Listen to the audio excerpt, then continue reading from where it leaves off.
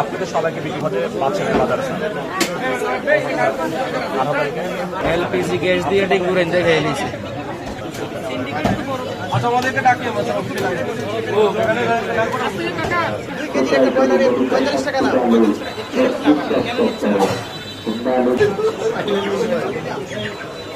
আমাদের অফিসাররা আছে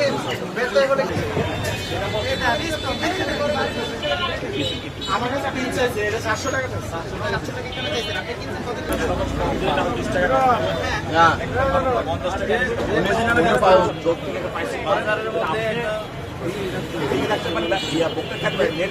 আমাদের ভোক্তা অধিকার থেকে শুরু করে দোকান মালিক সমিতি নিয়ে আমরা মিটিং করেছি জেলা প্রশাসকের কার্যালয়ে। সেখানে বলা হয়েছিল যে জিনিসপত্রের যে দাম, নিত্য প্রয়োজনীয় জিনিস বিশেষ করে শাকসবজি থেকে শুরু করে অন্যান্য যে পণ্যগুলো রয়েছে সেগুলোর দাম যেন সহনীয় পর্যায়ে রাখে, কেউ যেন অতিরিক্ত বাড়তি দাম না নেয়। তো আমরা মূলত সেই মিটিং এর সিদ্ধান্তের পরিপ্রেক্ষিতে আজকে আমরা বাজার মনিটর করতে এসেছি।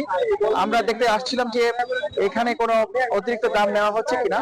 আমরা লক্ষ্য করেছি যে কিছু কাঁচা বাজার, বিশেষ করে লেবু, কাঁচামরিচ, তারপর শসা, এই জাতীয় জিনিসগুলোর দাম তারা বাড়তি রেখেছে খুচরা পর্যায়ে।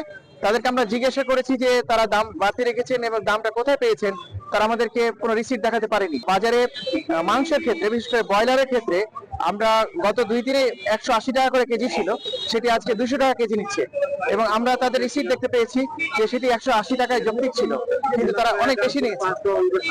সেক্ষেত্রে আমরা তাদেরকে বলে দিয়েছি যে তাদের যে কেনা এবং তাদের যে লাভ, সেই অংশটুকু যৌক্তিক পর্যায়ে রেখে যেন ব্রয়লারগুলো বিক্রি করা হয় এবং 190 টাকা হলেই মনে হচ্ছে যে তাদের লাভ এবং তাদের যে বিক্রি এটা একটা সমন্বয় হবে। আমরা আশা করছি যে এটা বাজার তদারকি অব্যাহত থাকবে এবং আমাদের যে দোকান মালিক সমিতি এবং অন্যান্য যারা স্টেক হোল্ডার রয়েছে তাদের সাথে আমরা আবার বসবো যে তারা কেন এটা এই স্লিপবিহীন নিয়ে আসছে এবং তারা আমাদের অন্যান্য বাজারের কথা বলছে যে তারা স্লিপ দিচ্ছে না। এই স্লিপটাকে আমরা এনশিওর করব এবং তাদের মধ্যে একটা জবাবদিহিতা নিয়ে আসবো যাতে করে ভোক্তা প্রতারিত না হয়।